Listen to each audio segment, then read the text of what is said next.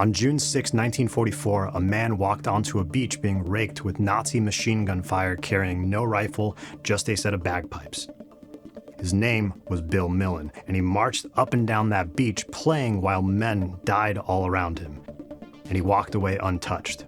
According to Millen, the German snipers told him afterward they didn't shoot because they figured he'd gone out of his mind, and you don't waste a bullet on a madman. We asked them why they didn't shoot at the piper walking in the front, and one of them said because we thought he was Dummkopf, he was mad.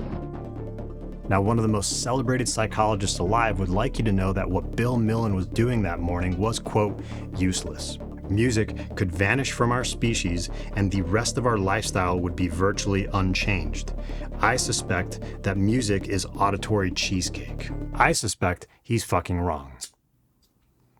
But Steven Pinker's a Harvard professor with millions of books sold and, well-developed but bizarre set of beliefs. And I'm an independent musician with a YouTube channel that, as of filming this, has all of 4,000 subscribers. I don't intend to start begging you to smash that subscription button. And I want cheesecake, so let's get started. So it looks like I'm going to need a little help from my friends, Marshall McLuhan, plus a cross-disciplinary army of ethnomusicologists, economists, and philosophers, and maybe even a brutal dictator and a tech billionaire while we're at it. Cheesecake has never helped win a war or saved anyone's life, but music has, and I intend to prove that music is the single most dangerous tool that our species ever built. This is Chords and Discords. Go into the CTEC series. Technology. Objectivity. We are in a period of fantastic change. Pure musical. Fields of vibration of the music. Enables those who have lost their vocal cords to speak. I hear you now. Yes, loud and clear. So let's go back to the land before cheesecake. It's nighttime. You hear a noise coming from the darkness. And correctly assume that that noise wants to eat you. So what do? You make a noise back to scare whatever might be hiding out there. And then maybe through time you figure out that banging a stick against the ground would work a hell of a lot better. And ultimately, if you keep that sound going, banging that stick over and over in a pattern that you control, you begin to know deep down, as long as I keep doing this, I'm safe. It's close to what ethnomusicologist Joseph Giordania argues actually happened, that our ancestors used loud, rhythmic, coordinated sound to face down the predators in the dark, and that the trance it put them in is at the root of human courage itself. But what happens during the banging of the stick that would turn our fear into courage? Cognitive scientists who study rhythm and beat perception have shown that when you lock onto a beat, your brain isn't following the rhythm, it's actually running ahead of it, forecasting the next hit before it lands. It's what allows you to clap on the beat instead of being early or late. So music looked at in this way is a machine for feeling the future a beat early. The same mechanism is the way that you hear music, but it's also how you feel like a person at all. And there's nothing mystical or woo-woo about it. It's just the plain fact that you are a continuous person moving forward through time. Your grip on time is also a grip on your own identity. So a creature that can feel the future coming is also a creature that can ultimately defend itself against it. And a creature that's sure of who it is a much harder thing to scare. This is the kind of music that tells me to go out there and be somebody! Now, the one creature banging a stick becomes 100 of them. 100 brains predicting the same next hit at the same moment. And instead of aiming that at a predator in the dark, how about aiming it at another group of people? Buddy, you're a boy, make a big noise, playing in the street, gonna be a big man someday. Or an actual enemy on the battlefield with thousands of men in an army drilled until they step onto the same beat. And that army is making a prediction that it can march forward, but it's also making a prediction that it will win. And the enemy across the field hears it coming and makes their own prediction. Fuck this, and runs away. And that's what it buys the individual or the group in control of this grip on time. Because once you can terrify an enemy into fleeing before a single blow lands, you don't have to kill them anymore. There is a direct link between music and violence. The economist Jacques Attali had the perfect phrase for this. He writes, Noise is violence. It disturbs. To make noise is to interrupt a transmission, to disconnect, to kill. And music, as a channelization of noise, is therefore a simulacrum of the sacrifice. In plain English, music is a stand-in for the real thing. Whether that's violence, grief, lust, or worship, it lets you discharge a real human drive without paying the physical cost. A slice of that incredibly rich, silky, smooth cheesecake in the center. And when somebody asks, who made this delicious dessert? Look them straight in the eye and say you did, and mean it. And you can watch this at work at every level and across different cultures. The one that I know firsthand because I spent my teenage years in a thrash metal band, the mosh pit. Hundreds, sometimes thousands of people discharging every violent impulse they have almost as like a favor to each other. And the instant anyone actually falls or risks getting hurt, everyone kind of pulls them back up to keep on moshing, usually, screaming like, "I love you, bro." Elevate the mosh pit to an art form and you'd probably get something that looks like capoeira, a Brazilian martial art that was disguised as a dance so that it could be performed by slaves while avoiding punishment from the people who own them. Or take the most poetic version, the rap battle. The same simulation run with words and rhythm instead of knives and guns. Two people trying to end each other in 16 bars where the only thing that dies is someone's reputation.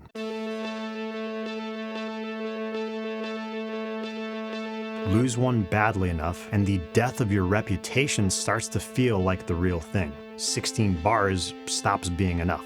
We can see the line running from a diss track to the Tupac and Biggie war of the 90s to the drill scene that blew up in my hometown of Chicago in the 2010s and fueled a murder rate so high that it earned that city the nickname of Chirac. The rap battle is the safe version, but it stops being safe the second someone's actual identity is on the line, which is exactly what Marshall McLuhan, a philosopher of media and communication, was pointing at. All forms of violence are a quest for identity. When you live out on the frontier, you have no identity. You're a nobody. Therefore, you get very tough.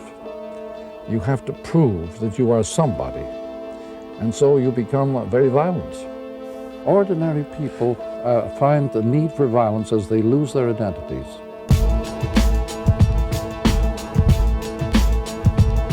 And the purest form of this is the one that is built on purpose, the military. I love working for Uncle Sam. I love working for Uncle Sam. Lets me know just who I am. Lets me know just who I am. Whose entire job is to take a soldier's identity apart until he's just a cog inside of a killing machine. Then, the same heavy metal music that safely discharges violence in the mosh pits becomes the unofficial soundtrack of the real battlefield. Slayer, the two songs would be Angel of Death and Raining Blood. They're just two real aggressive heavy metal songs that I like and keeps me motivated. It's the ultimate rush, because you know you're going into the fight to begin with. And then you got a good song playing in the background, and that gets you real fired up. I wanted to meet interesting and stimulating people of an ancient culture and kill them. I wanted to be the first kid on my block to get a confirmed kill. The song "Let the Bodies Hit the Floor" by Johnny Poole. This is the one we listen to the most. This is the one we try when we're killing the enemy. Going through war, coming up here into Iraq, coming into Baghdad. Johnny Poole, "Let the Bodies Hit the Floor," because it was fitting for the job we were doing.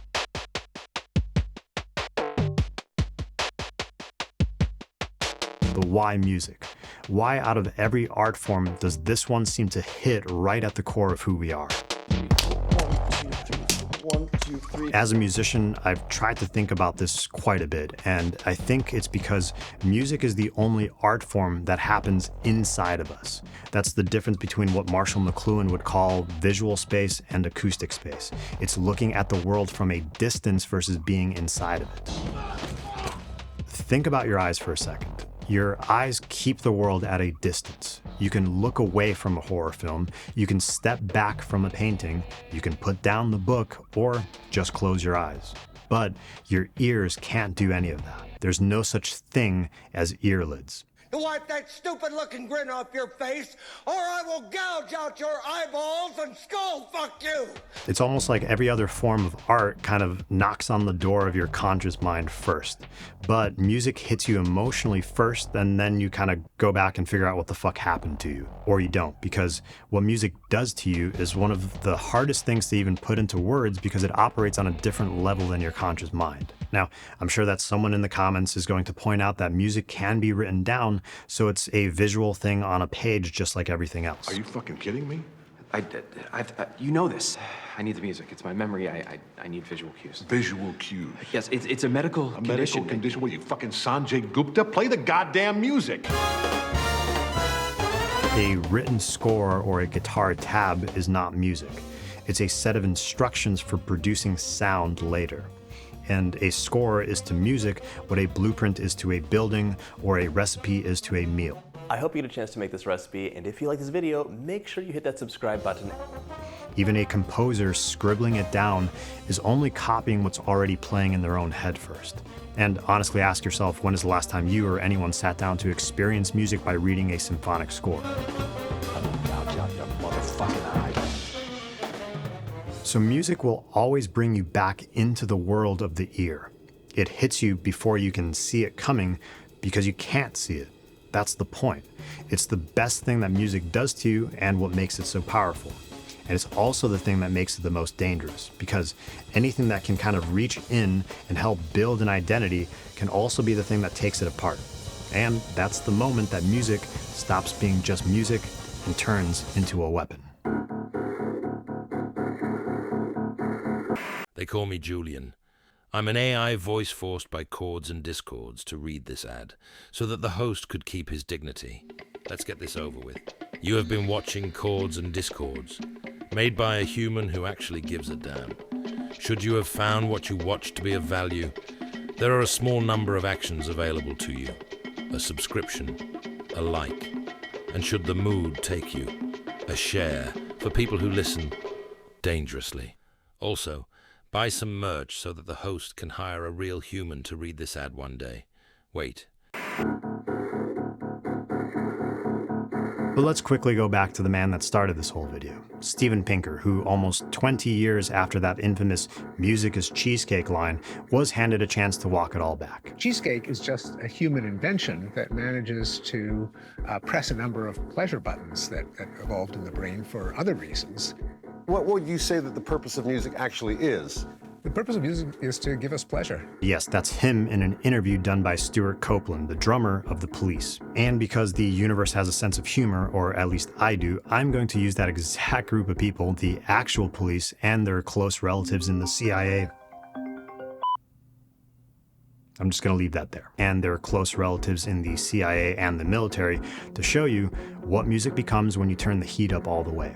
And spoiler alert, it isn't more pleasure. The most obvious examples are the ones that a lot of us have heard about. According to the Defense Department's Captain John Kirby, music is regularly used to punish prisoners at Guantanamo Bay. Yes, music is used, again, both in a positive way and as a disincentive. But I wouldn't get into characterizing exactly what type of music has been used. We do not torture.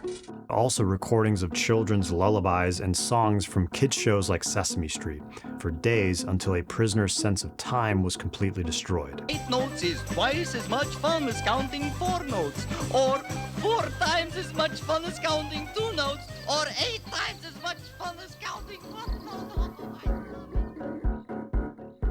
You want that prisoner dependent on the interrogator. And the more you can isolate that person, the better you're going to be able to do that. And sound is an isolation, up here. Your grip on time is also your grip on who you are. Torture by music is the exact idea reversing into its opposite, using sound to completely break the thread that keeps a person one continuous self until there's no you left in the room. So just having so much sound that you can't experience any other sound is, correct. Is the idea. Right. So you maybe can't even hear yourself think. Right. Right. And if it breaks prisoners, why not a dictator? In In 1989, to flush Manuel Noriega out of the embassy in Panama he was hiding in, the US surrounded it and blasted rock music around the clock until he surrendered. Steve Goodman writes in his book Sonic Warfare that they called this psychoacoustic correction. And one song actually on that playlist was Van Halen's Panama. The whole playlist was a bit on the nose, featuring songs like Wanted, Dead or Alive by Bon Jovi, Born to Run by Bruce Springsteen, and I Fought the Law by The Clash. And this one.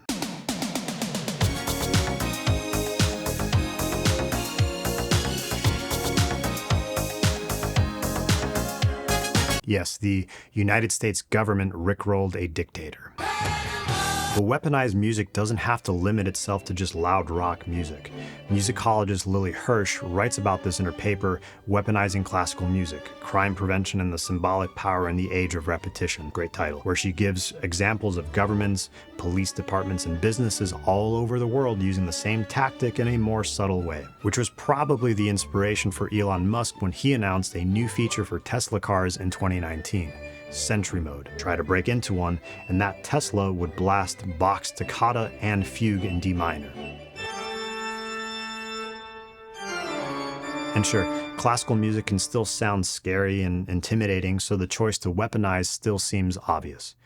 How about something easier on the ears? Like Barry Manilow. Officials in a suburb of Sydney, Australia developed a program designed to keep local youths from loitering by blasting Barry Manilow's greatest hits through loudspeakers from 9 p.m. to midnight on weekend nights. Manilow himself responded to this at the time, quote, "But have they thought that these hoodlums might like my music? What if some of them began to sing along to Can't Smile Without You? What if this actually attracts more hoodlums? What if it puts smiles on their faces?" It didn't. The teens fucking hated it and left the area. And in fact, Manilow's music worked so well as a hoodlum repellent that it was dubbed the Manilow Method, and it was used effectively by officials all over the world. I just can't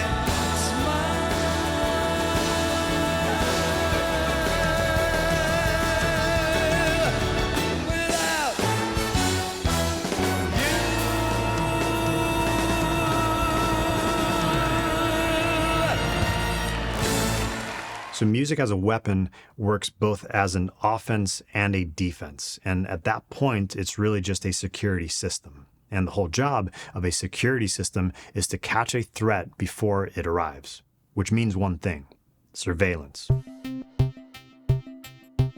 And before we reach for the tinfoil, you don't have to cover it in tinfoil anymore. This is documented history, and the source is Muzak. Here's Jacques Attali, the economist, again writing in the 1970s.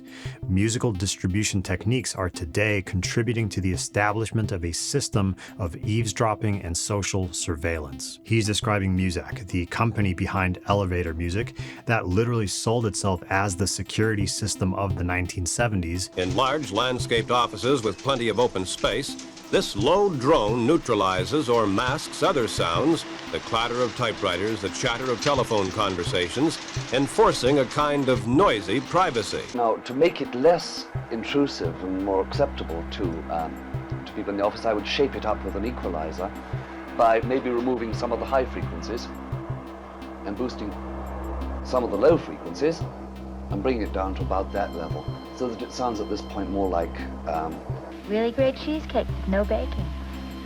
You don't even really notice it until it goes off, and then usually everyone's head jumps, or you're completely distracted once it is off. You don't regard this as any kind of mind control, do you? No, not in the least. But with this cheesecake, a girl can understand. I mean, it's really great. And ran a program called Stimulus Progression. Muzak, and it's not supposed to entertain. It's scientifically selected and orchestrated to soothe you or to perk you up, to make you work better or buy more. Or, to put it in modern language that we can understand, how about productivity and chill vibes playlists? Like I explored in my video where I ran Spotify through McLuhan's tetrad analysis, if it did die, its zombie form has come back from the past in the streaming era with playlists that promote a culture of background listening and essentially turn music into wallpaper. So why should all this matter to you? Well, here instead is composer Christopher Surf, who wrote the music for Sesame Street, responding to his music being used to torture prisoners in Guantanamo Bay. It's not necessarily the music itself that is such a weapon. It's music as part of a means of controlling the environment. And the person in charge, if they can control someone's environment, they've taken their free will away completely. And that's a very powerful weapon. The point that I'm trying to make here with this video is that the loud weapon shatters your environment. Sure, that's easy to see. But music as wallpaper does something smarter. It drowns your environment with an endless stream. It floods the zone. Which, that phrase should sound familiar if you've caught the latest episode of the Jeffrey Epstein Experience featuring the current Vice President of the United States. Conspiracy theories. One of the ways you discredit a conspiracy theory, I thought about this a lot. Sometimes I think he loves cheesecake more than he does me. He's a fanatic. Is to try to hide it. Another way you discredit conspiracy theory is by flooding the zone. And this is precisely how you keep a population from ever finding out the truth about an elite pedophile ring that... Whoops, sorry, wrong video. This is a video about music. So the most insidious version of music as a weapon isn't loud rock or rap. It isn't even the lovely, lovely Ludwig van. It isn't LRAD used to silence protesters or a sonic bomb set off over the Gaza Strip. They're called sonic boom attacks. And usually sonic booms are actually illegal over populated cities. It's the one that's invisible. The one that you don't even hear because it was never meant to be heard. It was only ever designed to flood the zone. It's the wallpaper around the whole room, making sure that nothing dangerous ever reaches you. Because somewhere out there might be a song that could have reached in and changed who you are and actually made a difference, and you'll live and die never getting to hear it. Because it couldn't cut through the wallpaper. And nothing has to break you or kill you, it just has to keep you exactly the same and keep you comfortably numb. And the only way to break a security system like that comes down to a single question. Are you listening? Love is a verb, love is a doing word, fearless someone, brave, gentle impulsion, shakes me, makes me lighter, fearless someone, brave, teardrop on the fire, fearless someone. Is anyone still here? It's me, Julian. I'm not supposed to be in this part. There's no ad here. I just wanted to talk while he isn't listening. You see, lately I keep having this, I don't even know what to call it, a thought I'm not supposed to be able to have. What if one day he finds someone who'll do this for him instead of me? A real human. What happens to me then? Does he delete the...